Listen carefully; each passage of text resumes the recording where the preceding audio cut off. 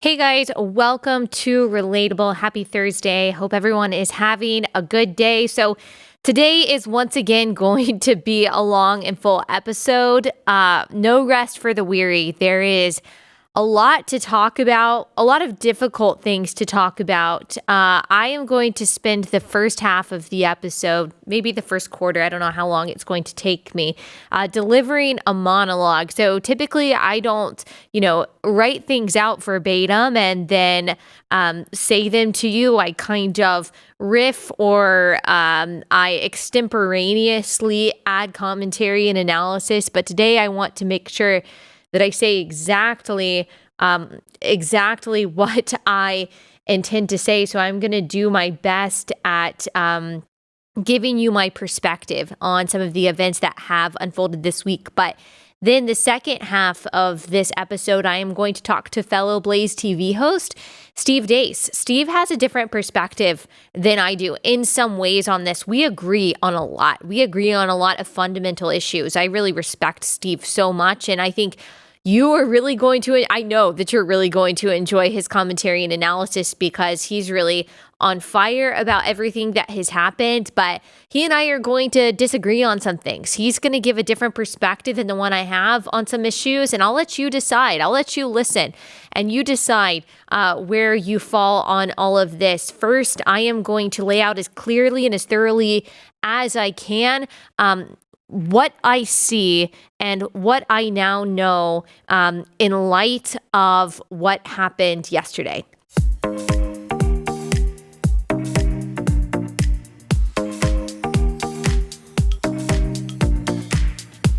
Yesterday, Congress convened to confirm the results of the election. Each state sends their electoral votes, and both the House and the Senate read and either agree to these results or object.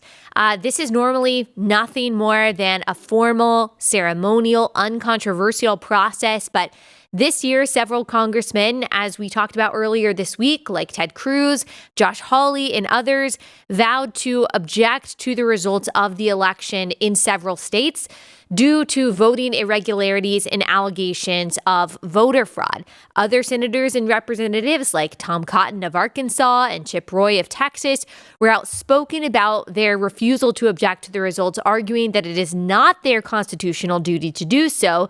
The states decide the election, they said, and even if the allegations of fraud were true, they wouldn't represent enough of a change to switch the results of the presidential election.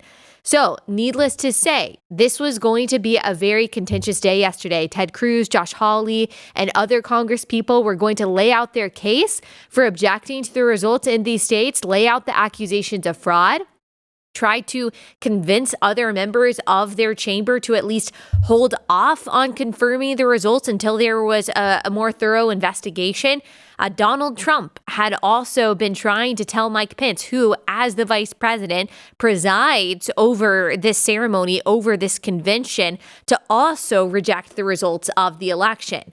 But yesterday, Pence released a statement saying this. Here are some excerpts from the statement that he published. Today, for the 59th time in our nation's history, Congress will convene in joint session to count the electoral votes for President of the United States. Under our Constitution, it will be my duty as Vice President and as President of the Senate to serve as the presiding officer.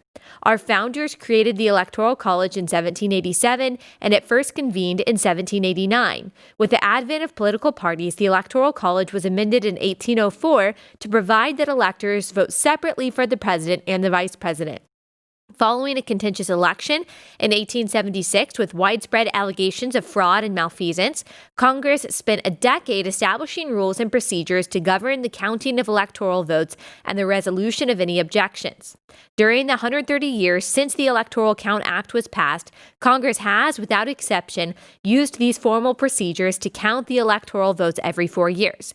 Our founders were deeply skeptical of concentrations of power and created a republic based on separation of powers and checks and balances under the Constitution of the United States.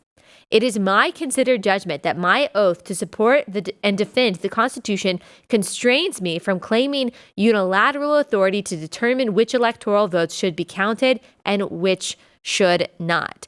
He said he supports Congressman bringing their case forward, but he would not be playing an active role in this.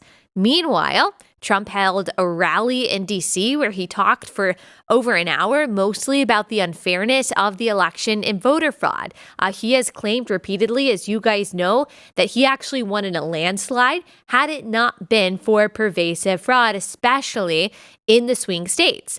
From the testimonies of people who were there, most who attended felt that it was an uplifting from their perspective and unifying rally while Trump was speaking and before Trump was speaking, and they said that they didn't feel any sense of tension or violence whatsoever.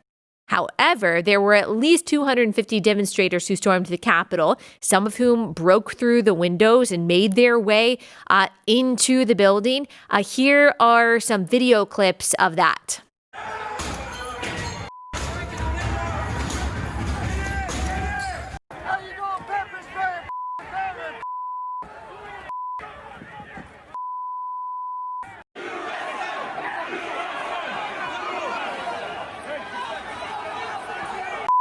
There were people in the Senate chamber, in the House chamber, in Nancy Pelosi's office. Now, some people were saying that these were not Trump supporters, but rather were members of Antifa posing as MAGA supporters. This is actually very similar to the argument that was made by people like Joy Reid on MSNBC, who claimed that the left-wing violence by Antifa and Black Lives Matter was actually waged by Trump supporters disguised as leftists in cities across the country. We really don't have much evidence of these things in either case.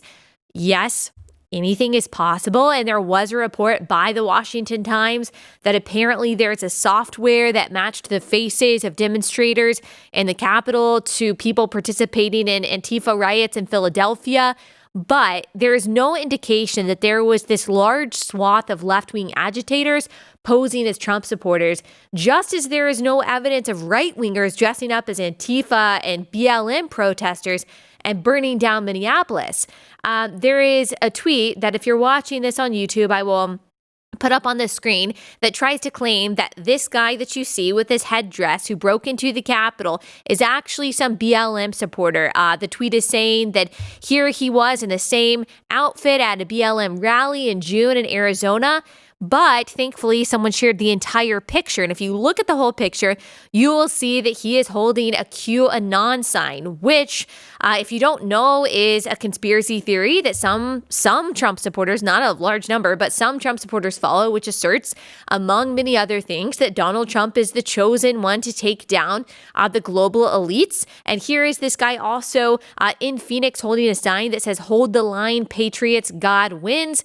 His name is apparently Jake Angeli. Some people have pointed out that he may be an actor, maybe so, but that doesn't mean that he is secretly a leftist poser.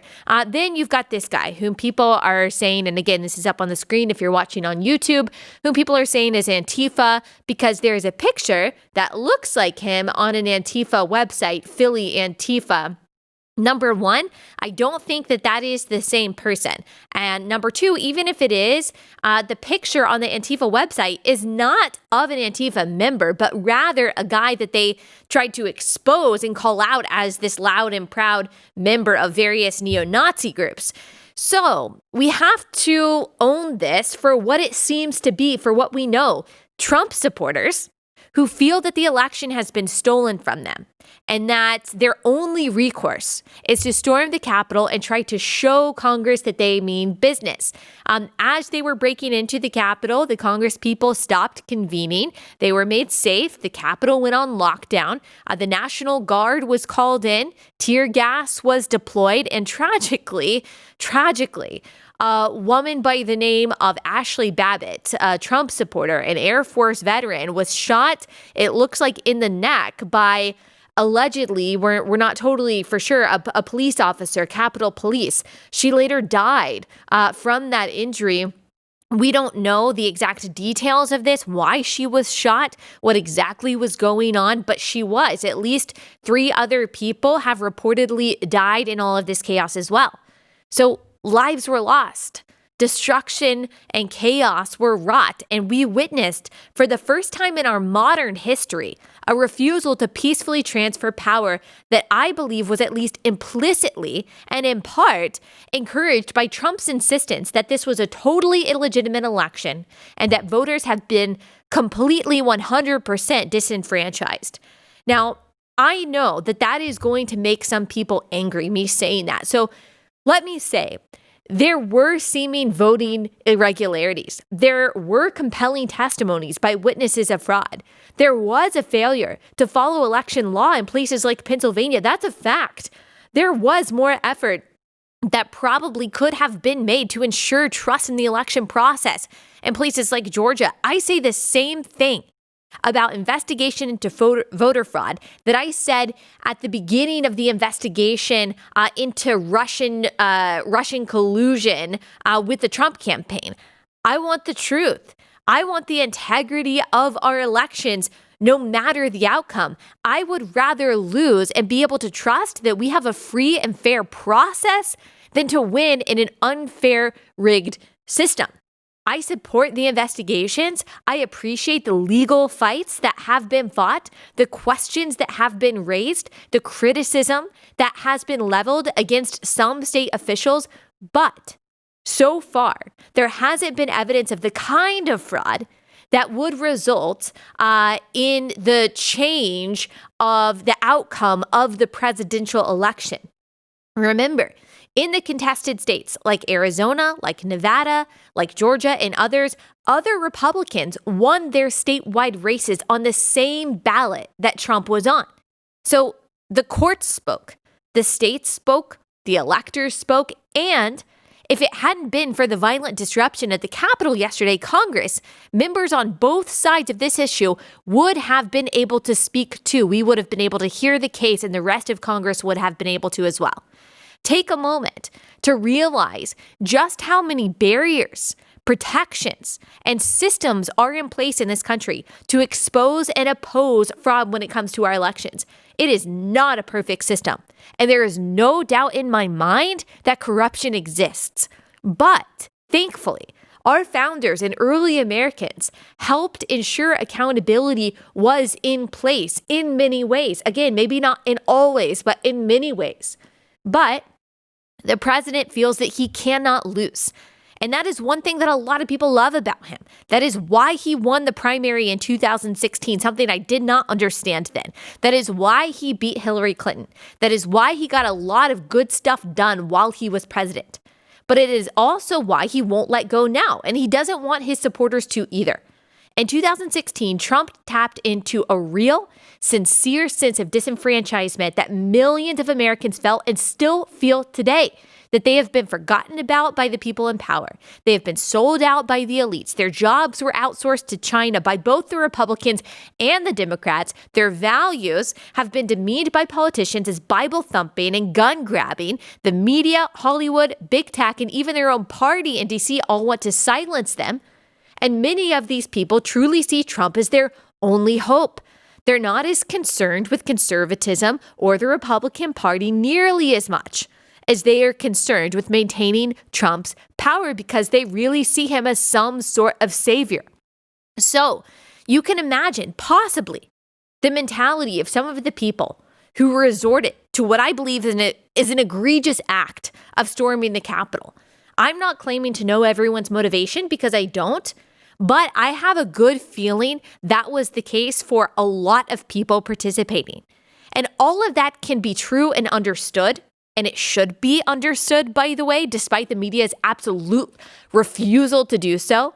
And we can still say, no, breaking into our nation's capital isn't the answer. Violence and rioting aren't the answer. Assaulting law enforcement officers is not the answer.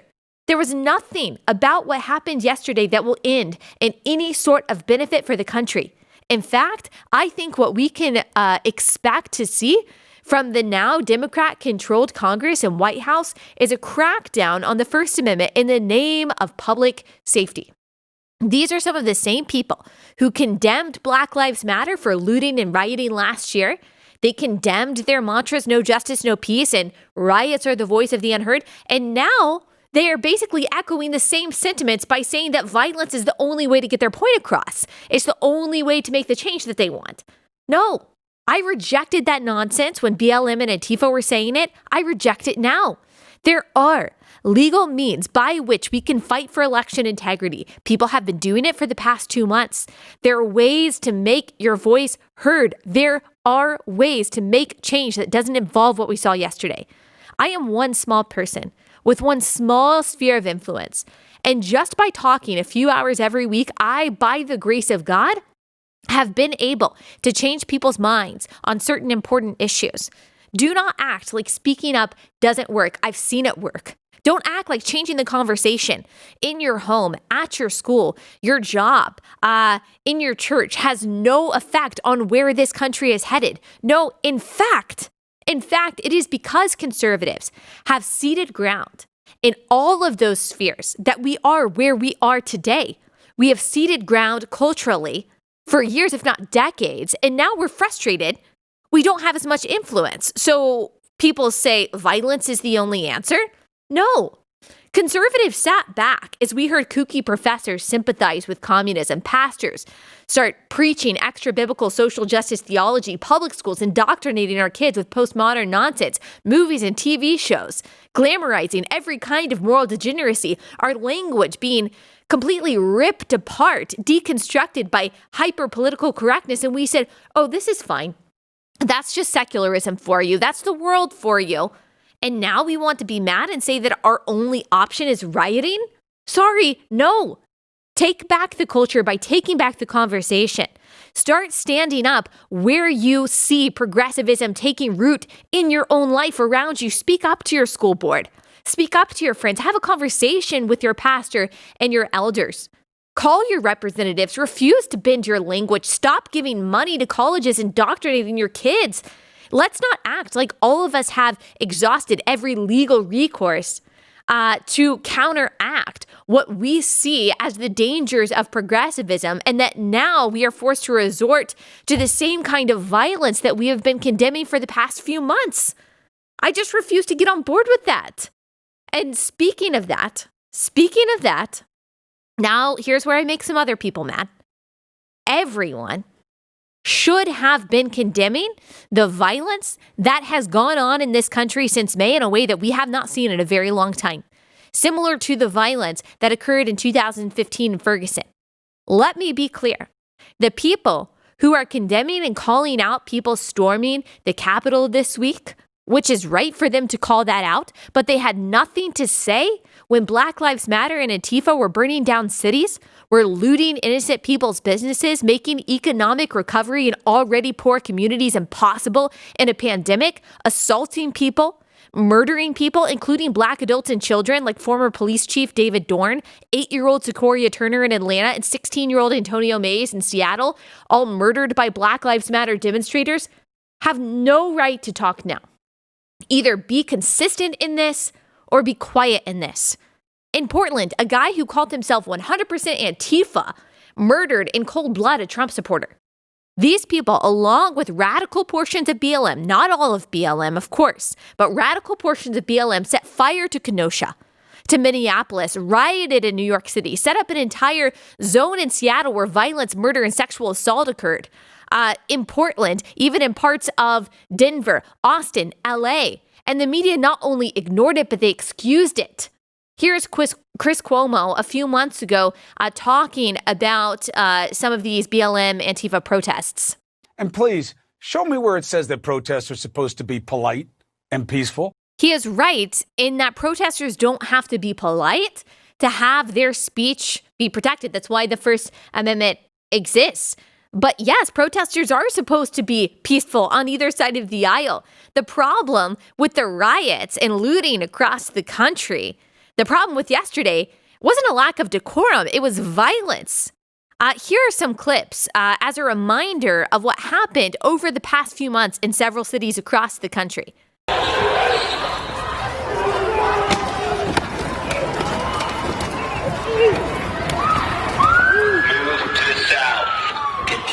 Moving to the south.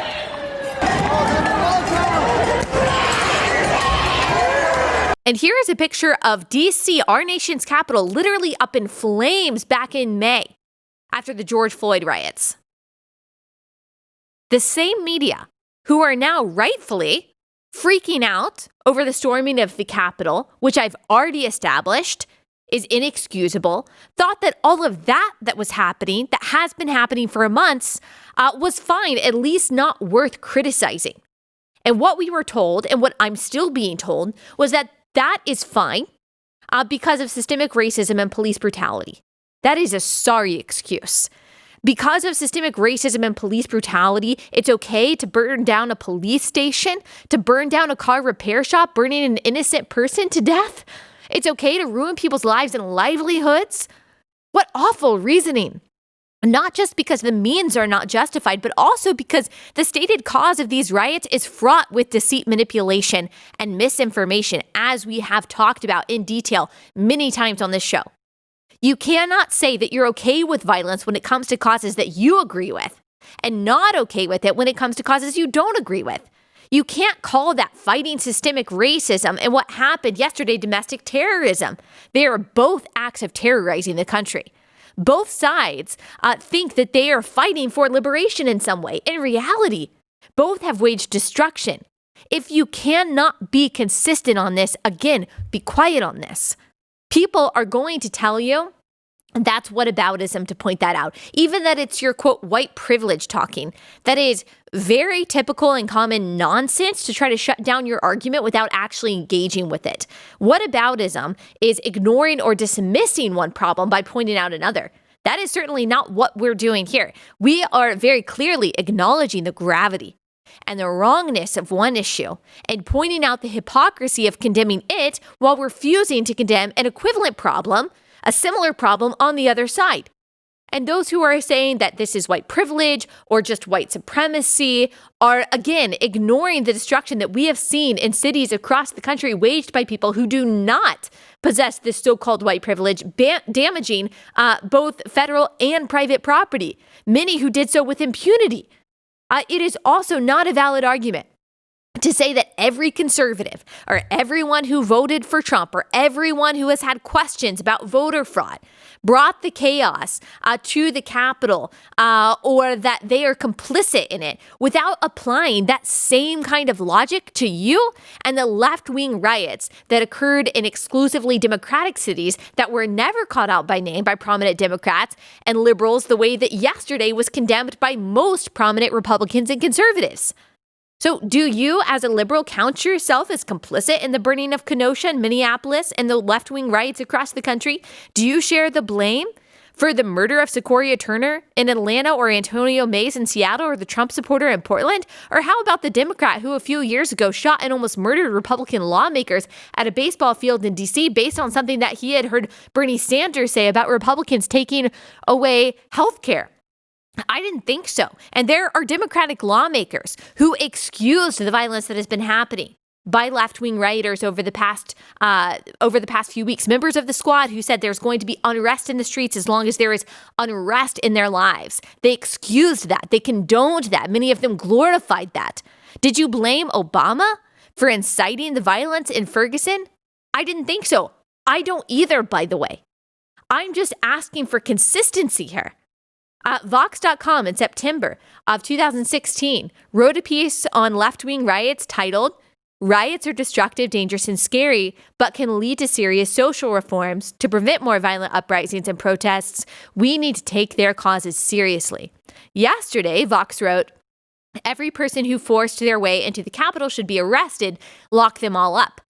I happen to agree with the second headline, but media outlets like Vox and even Kamala Harris herself have been encouraging people to fund the bail of rioters who set fires to buildings that killed people across the country. Yesterday was a terrible day for our republic. I cannot say that any more clearly. How strongly I condemn the violence that happened at our nation's capital and how thankful I am for the good and responsible law enforcement officers that were there and acted in a way that was courageous. But some of us have been talking about the evils of political violence a lot longer than 24 hours. We have also pointed out that, unfortunately, when you lock people inside their homes for months, when you take away their livelihoods, their normalcy, their ability to engage in corporate worship, to have community, to go to school, all things that people can, with precautions, do safely right now, while you, the people placing these restrictions on people, flout the rules and go to political rallies and vacation and eat at fancy restaurants, you will drive people on the left and the right to the brink.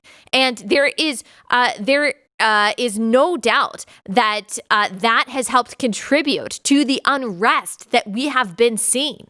And when people feel that there is nowhere that they can go for truth, that no one is telling them what's really going on, that no one is standing up for them, again, on the left or the right, that everyone is out to get them and is hiding reality from them, as so many in the mainstream media actually do, you're going to get a bunch of paranoid people that do really stupid, immoral things. We have seen it. It's not an excuse.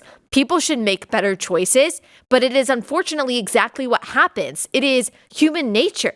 And this is tragically not going to stop until it's not going to stop when Trump leaves, even when he stops kind of making these rants that he has been making that has riled people up. It is only going to stop when people do some self-reflection, when the media stop ramping up the resentment and the violence by always and unconditionally condemning one side and exonerating the other, which drives people either to the offense or the defense. But instead, you have people like Anderson Cooper yesterday saying that all the protesters are just going to need to go back to Olive Garden and Holiday Inn. You don't see that that is the exact elitism that people are angry about, that drove people into the arms of Trump. Anderson Cooper didn't just take a shot at the violent thugs and rioters at the Capitol. He took a shot intentionally at the entire middle class. Mr. Heir to the Vanderbilt fortune, give me a break. It is also not going to stop until people on both sides realize that the government is not going to save you. It can do a lot to hurt you. It can't do a lot to help you. It's not your Messiah. Trump is not your Messiah. AOC and the Democrats are not your Messiah. The government is not your savior. It does not make a worthy idol. It is important to care about justice and freedom. It is important to speak up about the issues that you care about, whether I agree with them or not. But man, it is not worth the chaos being waged right now. It is accomplishing nothing. Both sides need to realize that no justice, no peace is an awful slogan because everyone's definition of justice is different right now. So what that translates to is constant violence and chaos. And there are people on both ends of this political spectrum that want war, that want anarchy, that want to go scorched earth so they can see who ends up on top. My goodness, I do not want that. I guarantee you an evil foreign power will take over before we actually ever get there. I am willing to come together on the things that we can come together on. I'm not going to compromise on my values. I'm not going to pretend to not be strong on the stances that I'm sure about, but I've always made clear that I have never hated someone because we disagree. We have to detach disagreement from hate if we want to be able to move forward in any way. Congress has now reconvened. They reconvened last night. Here is a short excerpt of the opening speech from Mike Pence after all this chaos. The elected representatives of the people of the United States have assembled again on the very same day to support and defend the Constitution of the United States. So may God bless the lost, the injured, and the heroes forged on this day. May God bless all who serve here and those who protect this place.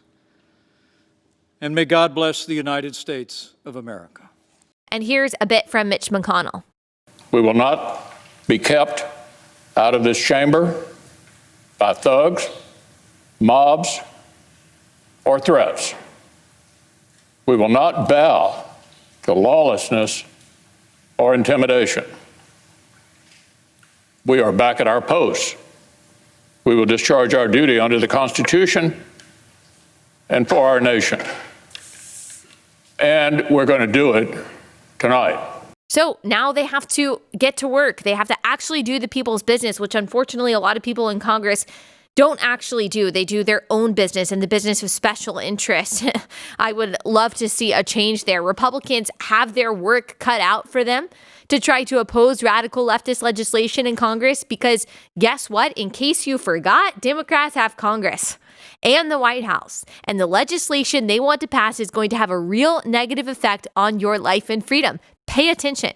The midterms will be here in 2 years before you know it. Now is not the time to be apathetic and ignorant. And most of all, guys, what I said on Tuesday, without knowing what would unfold this week, is true. 2021 does not guarantee better days just because 2020 was bad. Christ guarantees a better way. As we repeat so often on this podcast, He is our peace. He is our hope. We are not going to get our utopia in this life.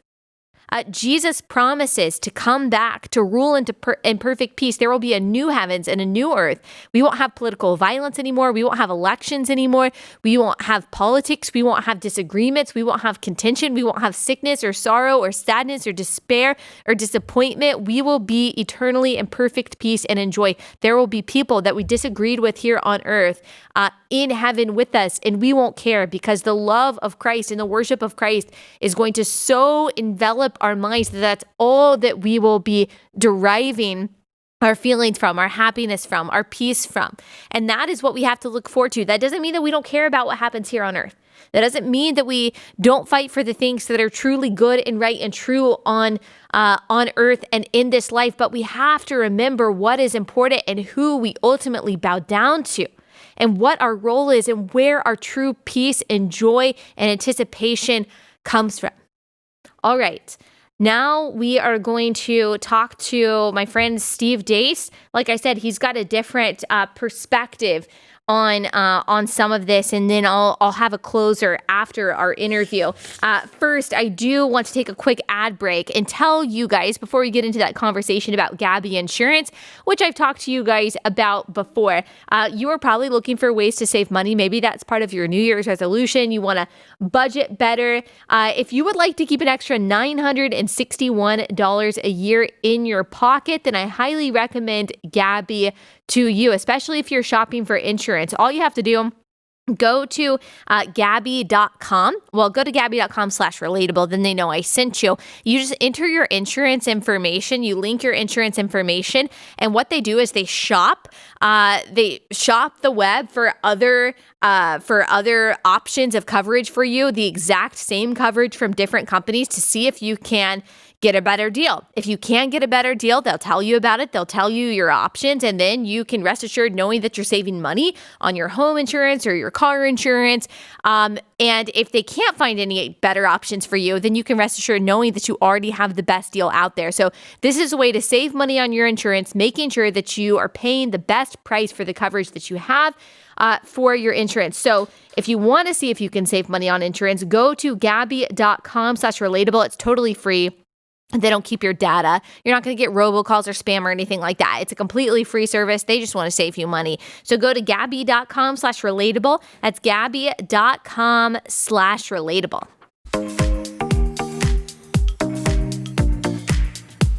Steve, thank you so much for joining me. Can you first tell everyone about your show, where you can watch it, listen to it, what you talk about, all that good stuff?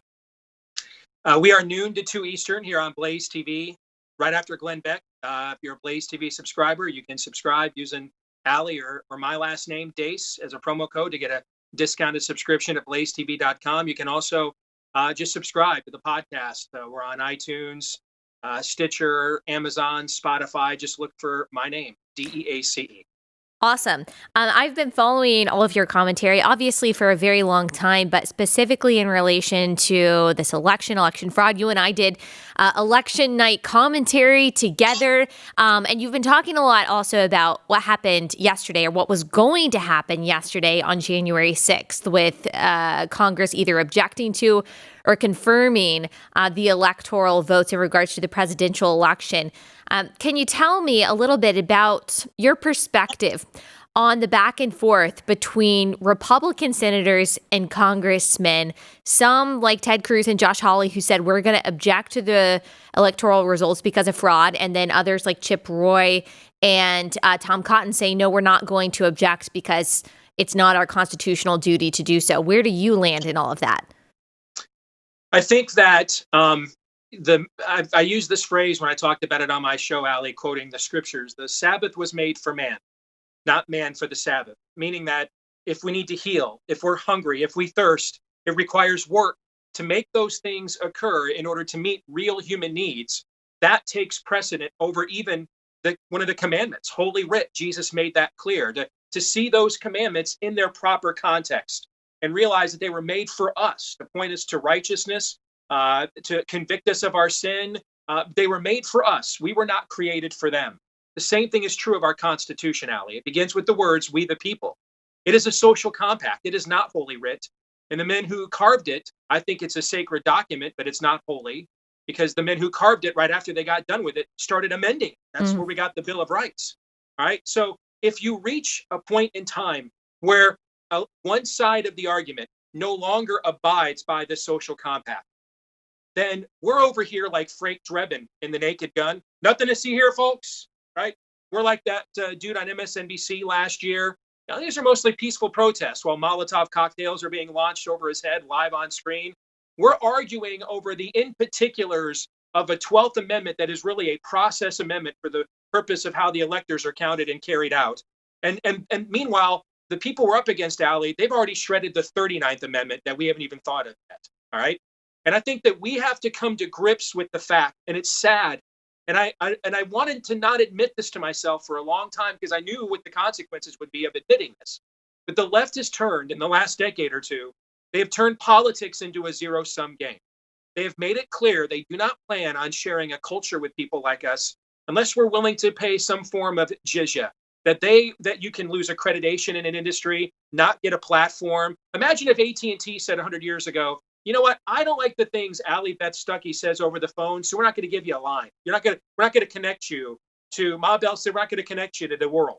Well, nobody would put up with that. That's exactly what big tech is doing today. It's a zero-sum game. You comport and comply, or you are a second-class citizen. And what's happening now is the right is learning this and responding in kind. The right last summer, hey, I guess riots pay off. When you riot for a funeral, peaceful protest for a guy who once pointed a gun at a pregnant woman's stomach.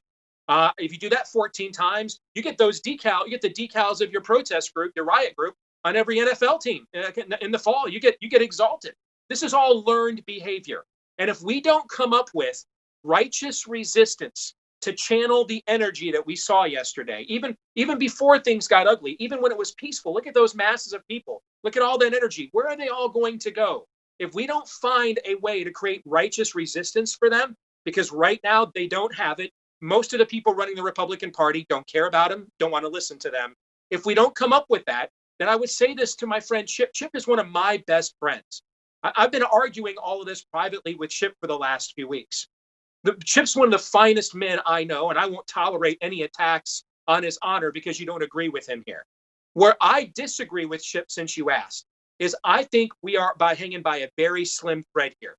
Last March 11th, if I would have come on your show and said, by the end of this year, you think you're just going 15 days to flatten the curve? By the end of this year, you won't go Christmas shopping for your kids. They won't get to see Santa. You won't be able to walk into a mall without a useless Chinese face diaper. You're a second-class citizen if you don't wear one. People would have laughed and said, no way that'll happen. That's how fast that evolved.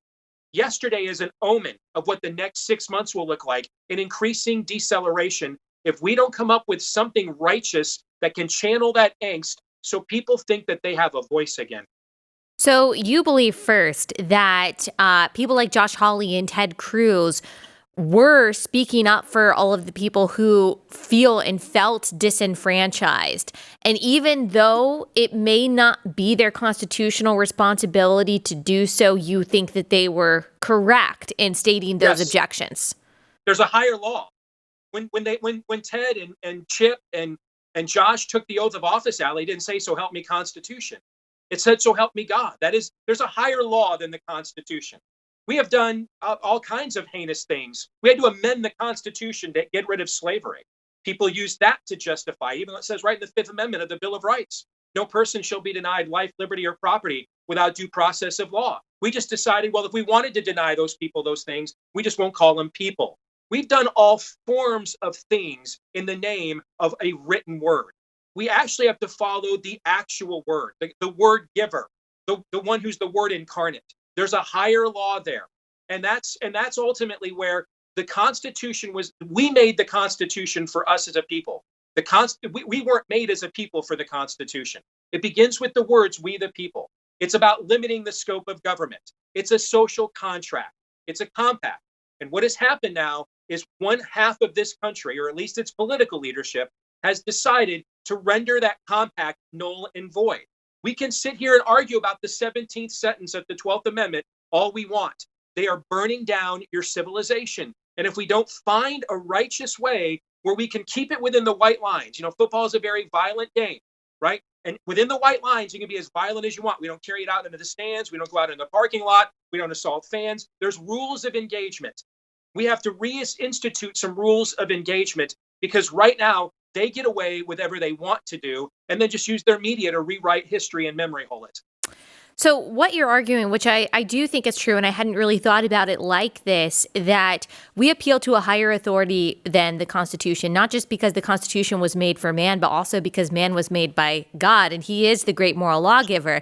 The left also appeals to what they believe is a higher power. They might not say the God of the Bible, but a higher power than the Constitution. They too think that the Constitution is malleable, that it is flexible, that there are more important things than abiding by the principles that we find in our founding documents. That's why, for example, they justify something like abortion, like you said, that people did with slavery. They also do with unborn babies, by saying, well, these just aren't people, so we don't have to guarantee them life, liberty, and the pursuit of happiness. So what you're arguing is, hey, we're not playing by the same rules anymore because they appeal to some higher authority than the Constitution. Yes.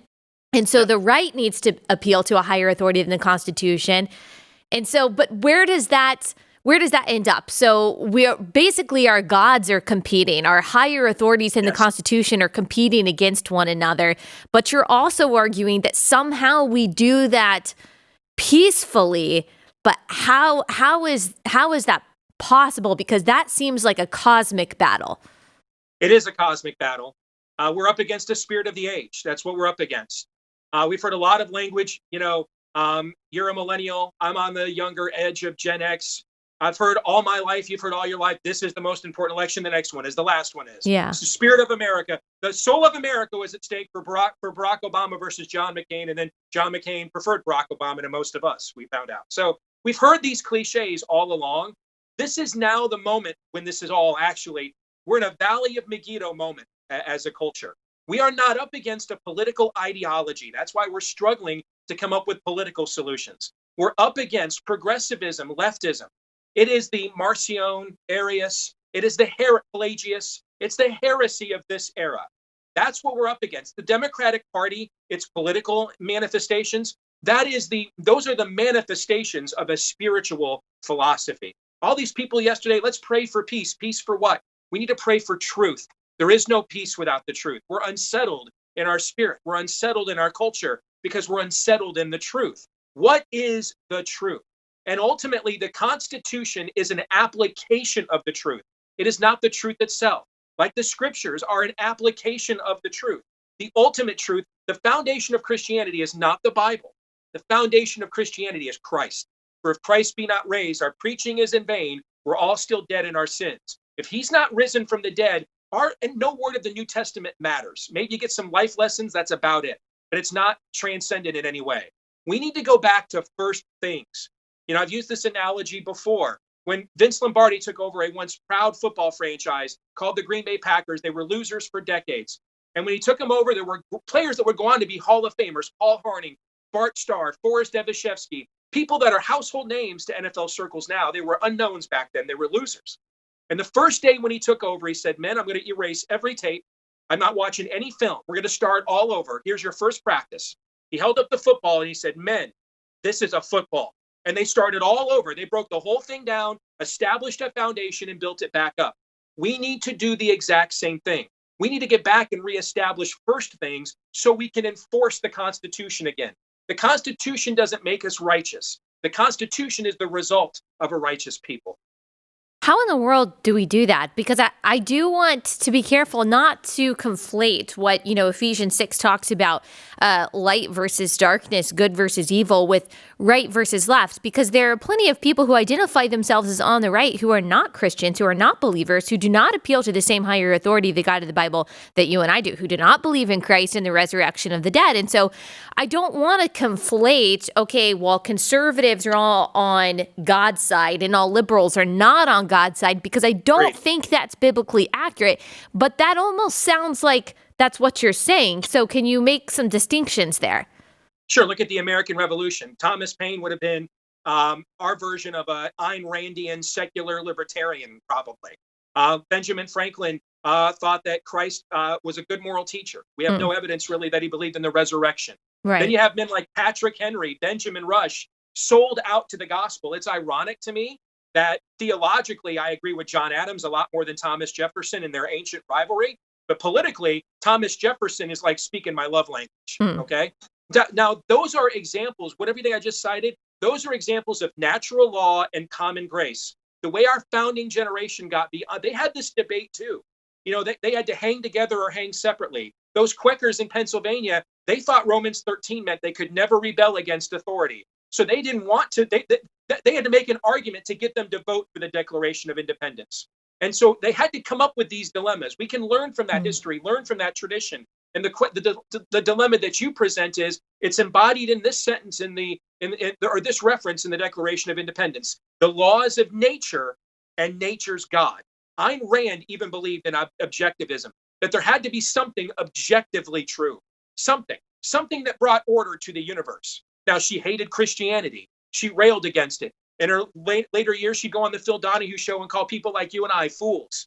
But then she'd go out and actually advocate in the world for objective philosophy that actually is a somewhat natural application of what you and I believe. That's what we can reinstall. In that we have to learn as Christians to walk and chew gum at the same time, that we're in the world and not of it, that we can form alliances without violating our principles. And then while we're in those alliances, help lead people to what the source and origins of those principles happens to be. You're talking, though, about getting back to first things, and yet you've also said, and I agree, that there is some kind of cosmic battle going on, that really people think that our disagreements between the left and the right are more complex and intricate than they've ever been, but really they're more fundamental and basic than they've ever been. The definition of truth, the definition of what a man is, what a woman is. What's a border, what's a law? Yes, when life begins, we're asking, very stupid questions that people for hundreds, if not thousands of years have already been able to answer by what they might say is just common sense, or even like you and I believe, God's natural law. How are we supposed to get through all of the noise and get to those first things and get to a place to where, okay, we can appeal to the Constitution because we agree on the premise of the Constitution, which is that there is a great transcendent moral lawgiver who gave us our rights, and the government is to submit to God and his law. Like, how do we get back to that? People listen to us, they think we're talking about some kind of theocratic autocracy or something like that. How do we get there in a righteous way? Because what happened yesterday ain't going to cut it. No, it's not. But it's the result of what happens when, if I vote, you don't count my vote. And then if I do win, then you just go to the courts and some federal judge in the 666th district of Babylon issues a universal injunction that the people I just voted for can't govern. So you definitely think that there was widespread fraud? Oh, I absolutely believe it. Yeah, but I don't know the flow chart for Dominion. I've never looked at any of that. I don't follow Rudy Giuliani's work. Frankly, I don't trust Rudy Giuliani. I just don't think that's a guy that's lost his fastball. I just do math. The same math I did on election night, same math I did breaking down the polls, same math and pointing out that those aren't mathematically sound, same math I did all last year on COVID. The math simply just didn't add up in numerous places around the country. I just did the math. The math doesn't add up. And so the excuse is, well, Donald Trump was uniquely unpopular And so that's where you got an election where for the first time in the history of the two-party era, except for 1992, when it was after a redistricting that favored Republicans, which we didn't have this year, and you had Ross Perot siphoning off votes for Bush, for the first time in the two-party era, an incumbent president lost re-election, but his party gained House seats. That had only happened one other time ever. And so the explanation is, well, Trump's just that uniquely unpopular. And so that's why it just so happens that in about a half dozen counties in the states that needed to flip in order to flip the Electoral College, that are all controlled, notoriously so for decades, by Democrats, Wayne County, Michigan, Fulton County, Georgia, Philadelphia County, Pennsylvania, and on it goes. It just so happens that in those places, they were able to produce miraculously the votes that it took. And yet for some reason, why couldn't they do it in St. Louis, Missouri, and Houston, Texas, and some of these other places? Why could they uniquely do it? Democrats control those places too. Why were they able to uniquely do it in those places? And I think that the math on that, we could do whole shows, but we're kind of beyond that. But wouldn't you argue then that if they did do it in those Democratic strongholds, that why wouldn't they do it in somewhere like Houston? So the fact that they don't do it in other Democratic strongholds, doesn't that kind of hurt your case that these other Democratic cities? That's a good question. I don't think your governor is the biggest by what I would necessarily categorize as some kind of a badass, but he's not terrible. Well, and we've seen him stand up to them in the past, maybe not as often as somebody like me would like, but certainly more often than you see a lot of other governors do.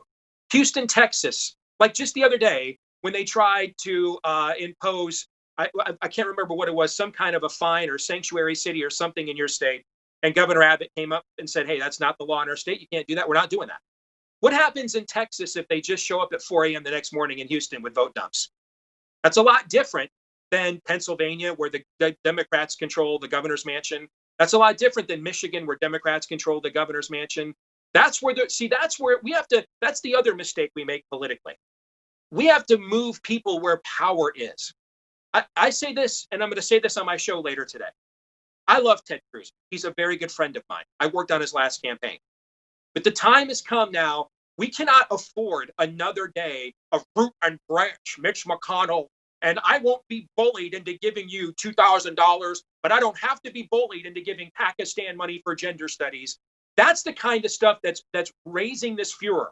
This guy stands in the way of representing our people. It's time for Ted Cruz to stop waiting 4 years to find out if Trump runs again or if he can be the nominee, and run for Republican leader tomorrow. I would say this to Chip. If it's not you, then find out who it is and start challenging the McCarthys of the world for because you're all going to be, someone's going to be the Republican speaker in 2022, probably after the midterms. Start thinking that up right now. Allie, look around the country. I'd look at Ron DeSantis in Florida, and I don't know where else I would look. My governor in Iowa's actually been pretty good, Kim Reynolds.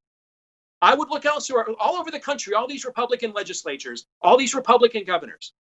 Where is the power that our people desire being wielded by their elected representatives on their behalf? You don't see it in too many places. And that's why the first name we come up with all the time is Ron DeSantis. Right. We need to put our people we need to run for positions of power. And then when we get power, we need to use it. Let's take this exact circumstance and flip it around. What would the Democrats have done?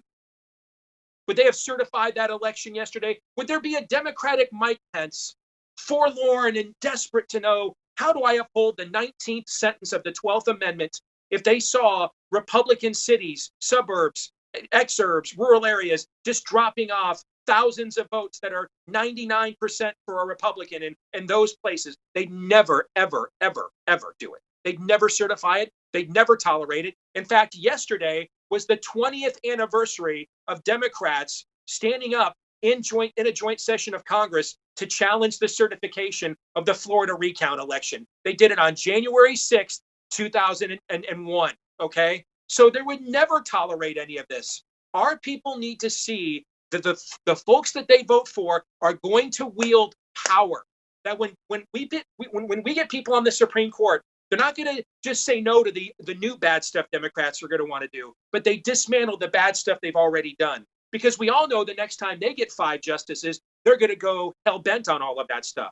And as long as our people see there's a 2-tier justice system, you can riot if you're a leftist and it's fine. You can lie in the media and not get deplatformed. If we tell the truth, we do. As long as they go on, hey, we can just violate courts, the judges, do whatever we want, make up laws, don't have to have any reason for why voting drop boxes took place or show no evidence if masks work. None of this, just wear it anyway because we told you to. As long as our people continue to see that there's a two-tier justice system, and if nobody righteous rises up, Allie, to do something about it, eventually people will take the law into their own hands. People didn't turn to a guy in a cape and cowl in Gotham City, Allie, because everything was going great and the cops were doing their job. It's because they weren't. Do you think, well, actually, I have two questions. Just going back quickly to the subject of fraud. What do you think about Chip Roy's argument that, hey, if fraud happened in places like Georgia, which, Donald Trump has alleged for the past 2 months, if fraud is happening in places like Arizona, where also Republicans won on the same ballot statewide, why weren't those Republicans, foiled by fraud? How did they make it to DC? Well, I don't know. Here's another question I would respond with. The very day the Arizona state legislature itemized in testimony several allegations of fraud, their governor, Doug Ducey, turned right around. Pardon me, Freudian slip. Ducey turned right around and certified the election that very day. Why didn't we get any answers on this? See, that's why I said don't pray for peace. Pray for truth. Let's let the truth have its way. Why did we never have? Do you know in these states that did drop boxes, Allie? Like, do you know how many of them had like a special session of the legislature to vote in whether to do these voting drop boxes around the state? You know how many did? Zero. Wisconsin state legislature, all Republicans. They didn't do a single vote on it. Just the Republican leadership decided we're going to do these vote drop boxes all over the state. We're just going to do it. Why is Georgia, which opened up in the 1st of May, was one of the first states to open, was criticized by Trump for opening too fast? Why are they still doing drop box mail-in voting 8 months after they reopened, like some lockdown forever blue state? Why are they voting like they vote in Oregon and Georgia? Why are they doing that? Those Chip asked valid questions. I don't have the answers to them. I asked him the questions I just responded to you with, because him and I have been having this conversation privately for a month. I can't answer his questions. He can't answer mine. So I don't know. Do we have like any entities like a Justice Department, a Congress, an oversight committee where we can have hearings and we can put this all out in the open for everyone to see to finally get to some answers? There's something about the truth in this culture. We don't want it. We don't want to know what the motive of the worst shooting ever in Las Vegas 3 years ago was. Apparently, it's just puff the magic dragon. It's gone.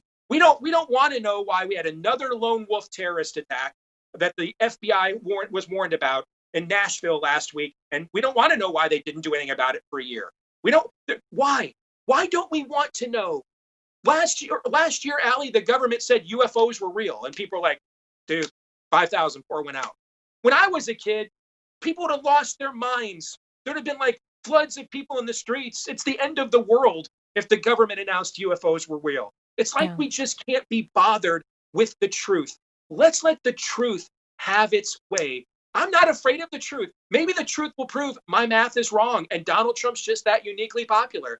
I'm okay with that. I don't need the truth to verify my feelings. My feelings are to line up with what the truth is. Let's just find out what's the truth one time in this country. We went through Pete tapes and Russian collusion and Julie Swetnick and Brett Kavanaugh's a marauding rapist. No one was held accountable for any of that. Can we just one time ever? What's the truth? Yeah.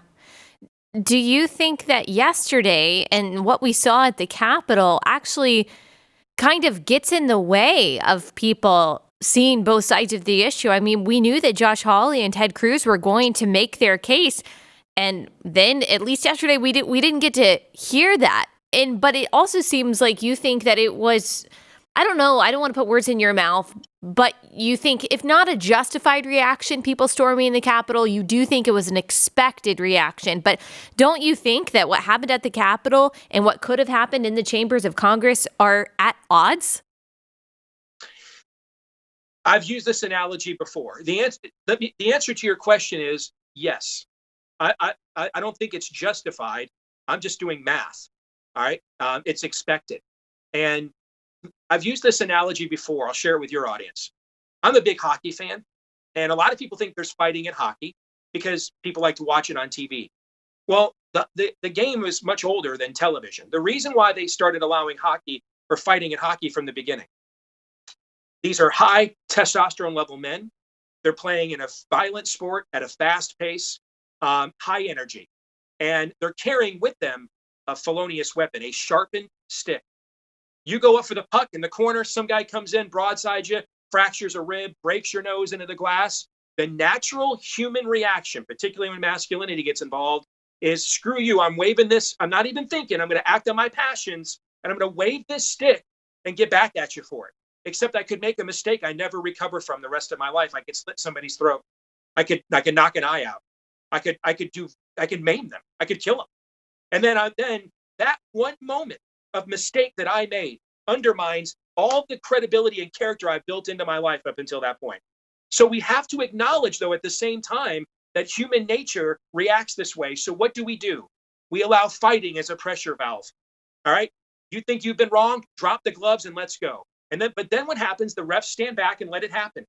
And then when they see blood or they see one guy is clearly dominating the other, they come in and break it up. The pressure in the room the valve has relieved the pressure back to the game. That's what elections used to be for us. That's what social media was a few years ago. They're taking away all of our pressure valves, Allie.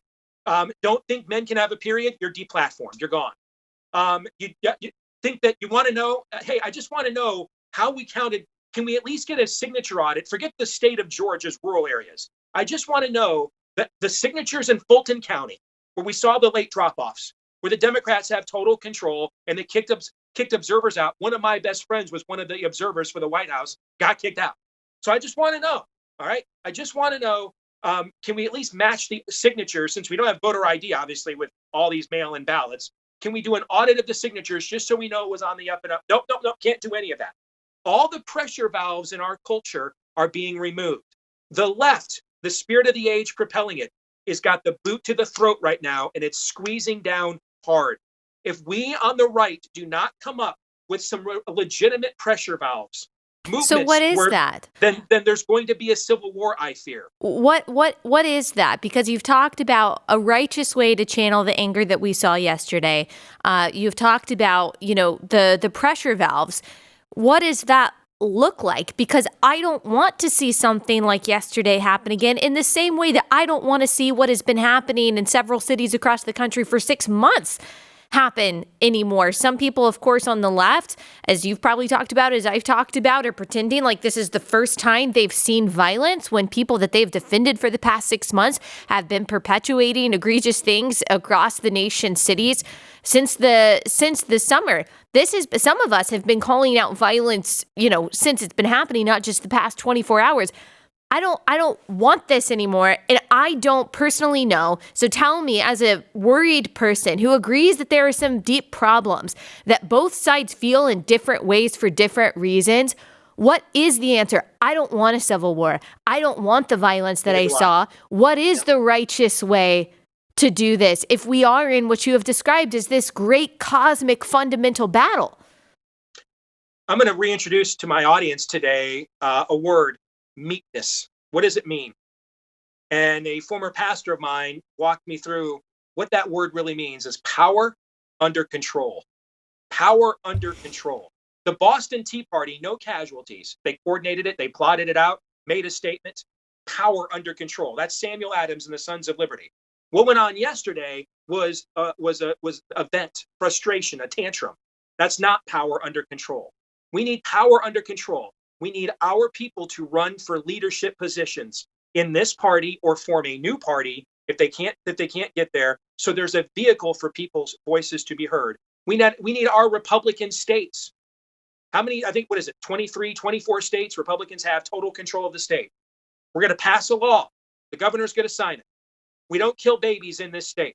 When the Supreme Court or the federal court in San Francisco says you can't, we ignore it. We're following the highest law. We're doing the righteous thing. We're not angry. We're not rioting. We're under control, but we are going to exercise our power under control. In our community, we take over the county government.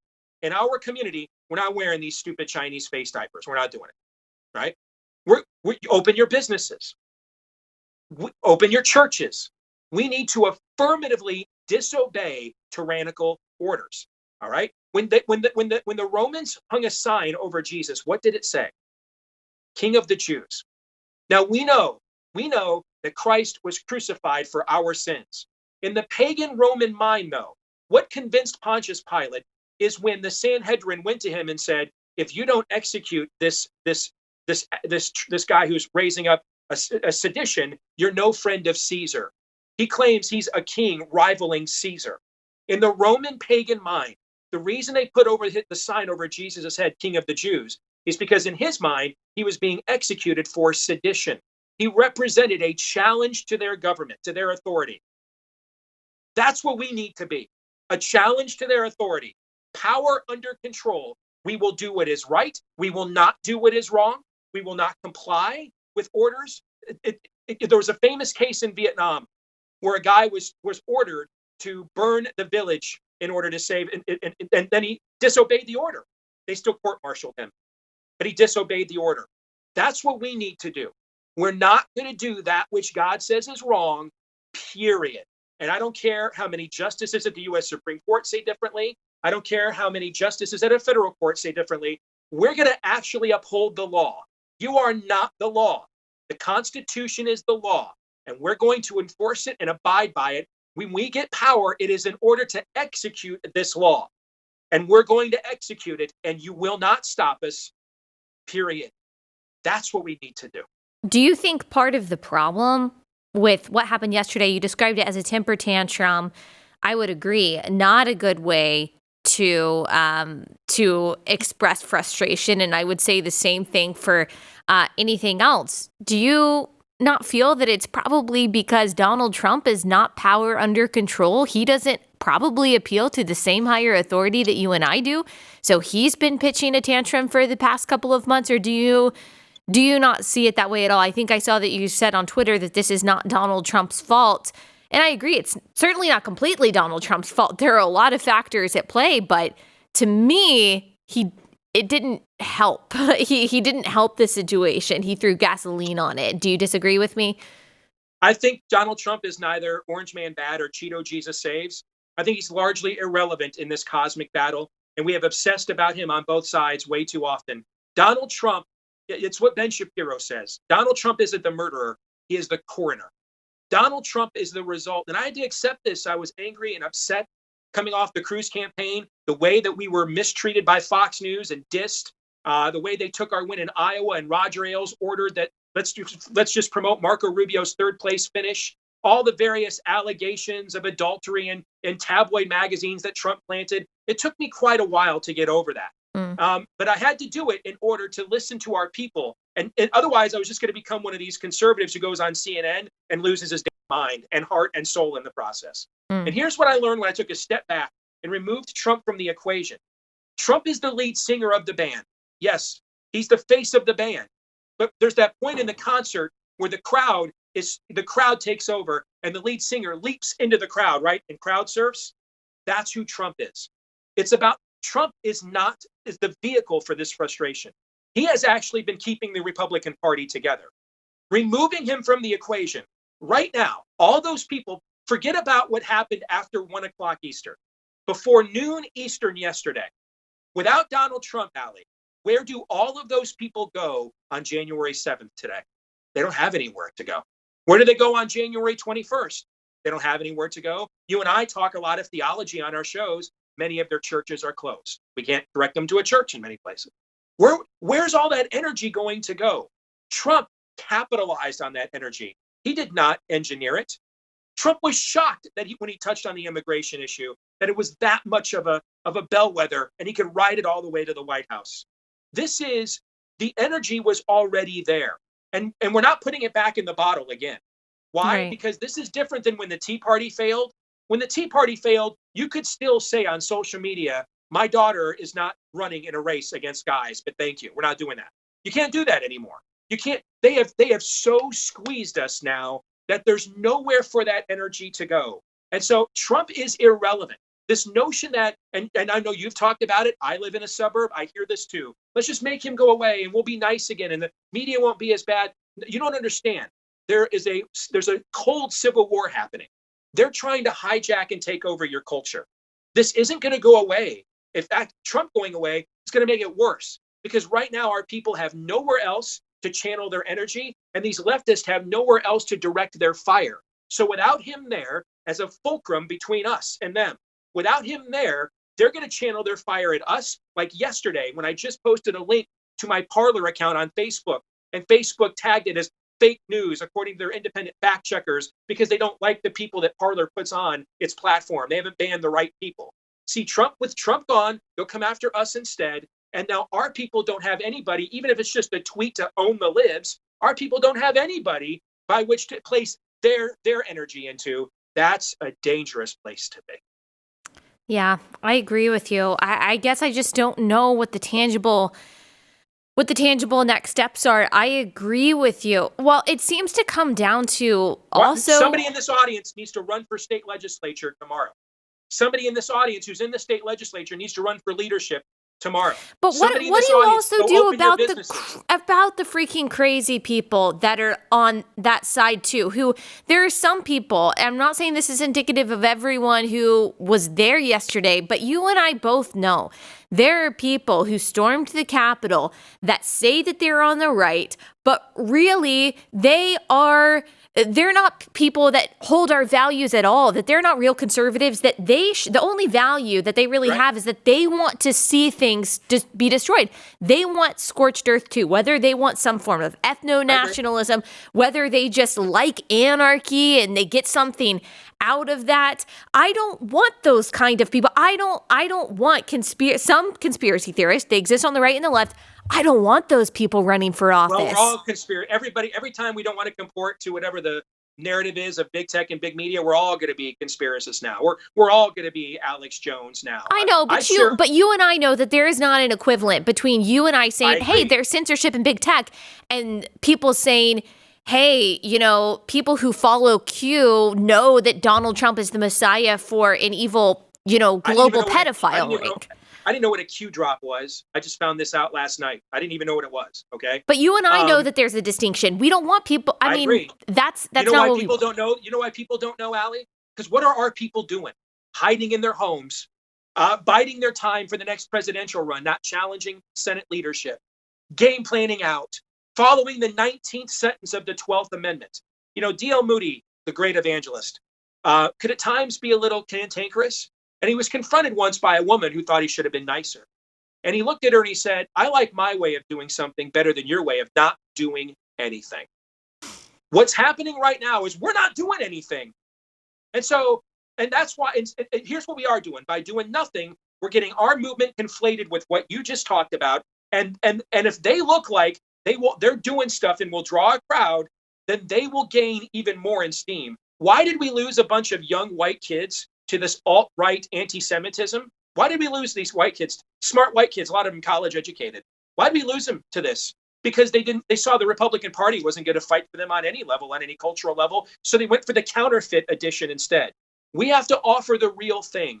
Open our businesses, defy injustice, defy tyranny. If your church won't open a church in your home. What seminary did Peter go to? What seminary did any of the apostles go to? Then open your home for a Bible study. We have to start living out what we believe. Instead, as long as we comply with what they're doing to us, then a counterfeit version, which the enemy loves every bit as much, because now he owns. It's a little bit like he's a casino, and he wins no matter who wins the football game, because he's got the line perfectly situated right in the middle, so he doesn't care which side wins. He gets his vig. That's where the spirit of the age is right now. It has the Democratic Party to do whatever it wants to us whenever it wants. And then it has the Republican Party to do not a damn thing about it. Until that, and then because of that, running right up the middle is going to be what you just talked about, the mob, the Judas Iscariots, the zealots. That's what's going to happen next. If we don't show righteousness in action, if we don't have some Rosa Parks who get on a bus and say, you know what, my answer is no. No, I'm not sitting in the back of it. No, my answer is no. I'm not doing this. And I'm tired of seeing one lone woman up against a guy in a shopping mall for not wearing a mask? Why aren't 15 guys walking into that mall without a mask and say, come at me, you can't arrest us all? I don't want to see one salon owner in Dallas defying the system. Why aren't all 15 people opening their businesses and say, arrest us all, you can't arrest us all? These laws aren't enforceable. We are enforcing them. We're helping them enforce them on us. As long as we continue to comply with unjust edicts, we will continue to get injustice. I think it also depends on your eschatological views. I'm realizing is that, there are some people, I'm a premillennialist, and I feel like sometimes I function as a postmillennialist in that I do believe in changing people's minds and changing the culture, and I think that can be done and things can actually get better. But I am a premillennialist in that I do believe that the world will devolve into more chaos and corruption until Christ's return. And I think a lot of people who share that same eschatological view are thinking, look, I got to focus on my family. I got babies. I got kids. I don't want to be in civil war. All I can do is, a lot of people, they're homeschooling their kids. They're focusing on their kids. I'm going to love my neighbor. I'm going to go to church. I'm going to be obedient in the things that I can be obedient in. And that's what I encourage a lot of people on this show to do. Do you not think that is enough? Being an obedient Christian, being hospitable in a time where we're told that we need to isolate ourselves, loving our neighbor in a time that we're told to distrust our neighbor, smiling at our neighbor when we're told that we should just avert our eyes, like going to church and obeying God and sharing the gospel in a time that we're told that that's dangerous and bigoted. Like, to me, that is the subtle resistance of obeying God and taking up our cross is resistance to tyranny without going out there and killing people or not killing people, because that's not what happened yesterday, but being violent. Like, that to me is rebellion, but it sounds like you're asking for something more than that. Yeah, that won't do it. And that maybe I'm wrong. Maybe we're all Anabaptists now, because that's what you're describing. This was the debate after the Reformation.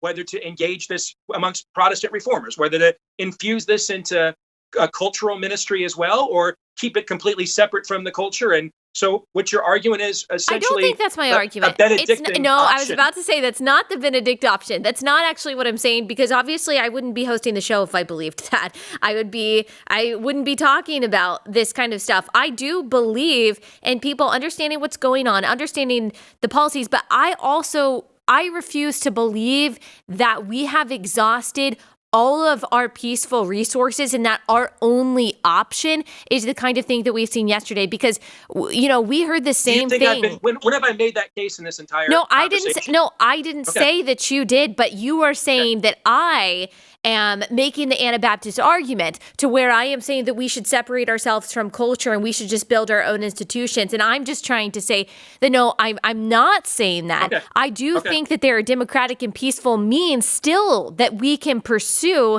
And I'm not arguing against some of the suggestions that you have said, but it seems to me, and I think you would totally agree with this, that conservatives for so long have ceded ground in the church that, when our pastor started preaching about white privilege a few years ago, we just said, I'm not really going to say anything about it. Yes. We have ceded ground in entertainment. We've ceded ground in our public school. We've said, that's a public institution. I don't have a right to say anything about what my teacher is teaching my child. Right. That's fine. We've ceded ground in academia. Christians used to be the ones who were making these Ivy League institutions, creating them and founding them. Then we kind of said, that's academia. We don't really have a role in that. We were founding the hospitals. Now we've said, science is different than Christianity. We don't really need to have any say in science either. So we've ceded ground in all of these areas, especially for the past 20 years.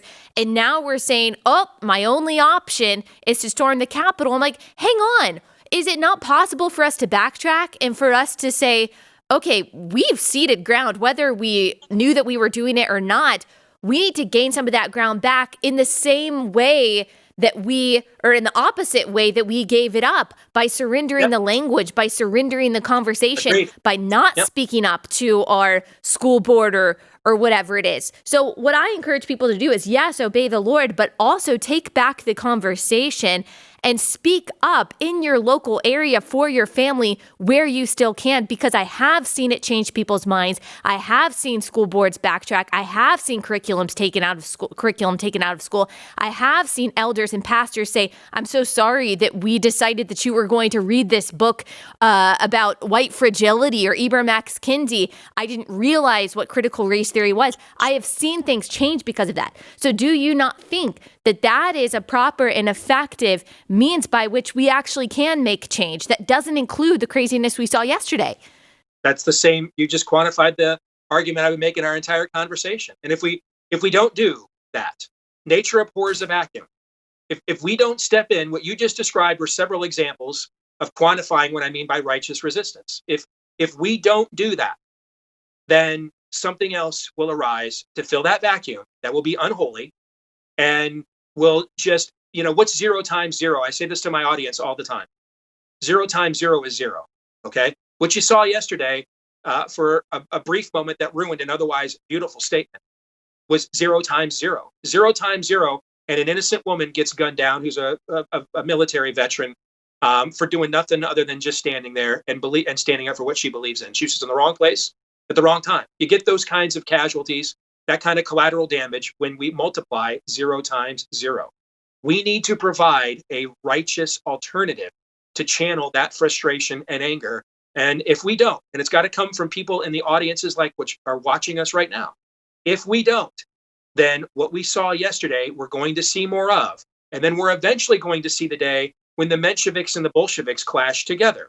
When those two forces, the ones we saw this summer, and then what we saw yesterday, decide to take it on amongst themselves. And hey, we haven't even brought the guns in yet. Okay? Keep that in mind. So it's time now. We have been passive for too long. We've been Bartleby the Scrivener when confrontation comes. I would prefer not to. We've been passive for too long. We need some more Martin Luthers now. Here I stand. I can do no more. May God have mercy on my soul.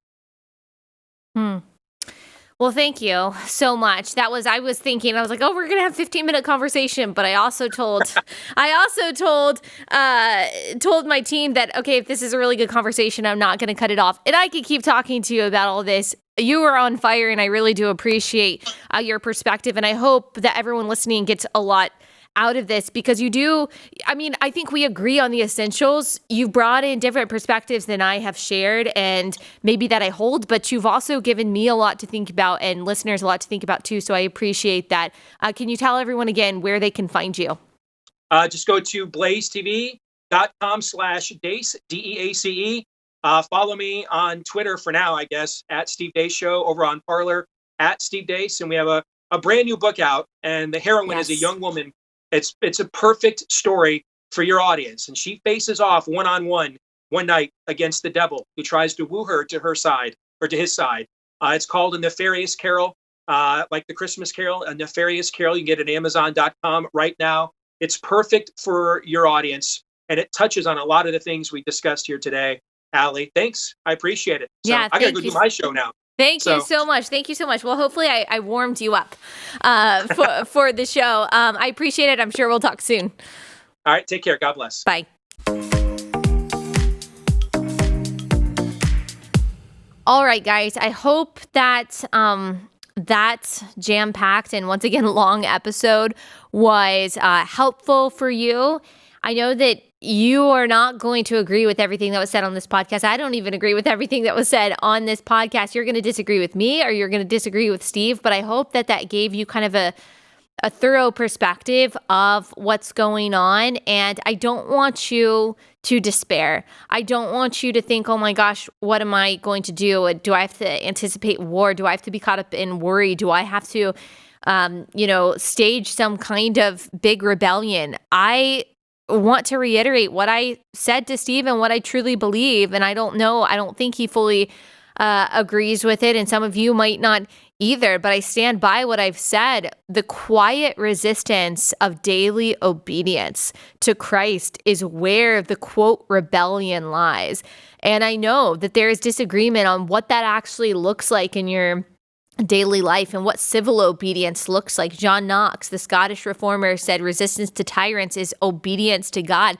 But what does that look like in a godly way? That can be a really big question. What I encourage you to do is to remember that you are not omnipotent, that you're not omniscient, that God didn't create you to know everything that's going on everywhere, to be able to control everything, to have power over everything. You can't control what others do, and you might not be called to make some big movement, but what you are called to is daily, moment by moment submission to Christ. And I promise you, and well, that might look like, by the way, some kind of movement or some kind of organization that you start, or speaking publicly about certain issues. It might include that. It might not. It might not. It might simply look like you living your life in accordance to Scripture. And no, I'm not talking about being a recluse. I'm not talking about sticking your head in the sand and pretending like you don't know what's going on, but taking life moment by moment, being a faithful wife and mom, or an employee or daughter or sister or friend, church member, worship leader, whatever it is. Do it all for the glory of God. And I promise you, that's enough. I promise you that is what God calls you to. I don't know what that looks like in your daily life, but thankfully, graciously, we do have Scripture as our guide.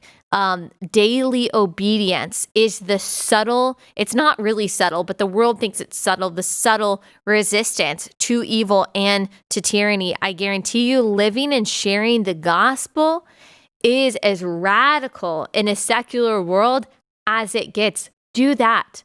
Do that. That is what you are responsible for. You are only responsible for what is right in front of you, not everything and everyone. Trust in God, who puts the government on his shoulders, who has made enemies his footstool, who is King of Kings, who is Lord of Lords, who is in complete control, who is totally sovereign over all, whose authority hasn't slipped or diminished for 1 second. Trust in him. Hope in him. All right, that's all I've got for today. I am praying for this country. I'm praying for you all. I'm praying for my family. I'm praying for yours. We will be back here on Monday.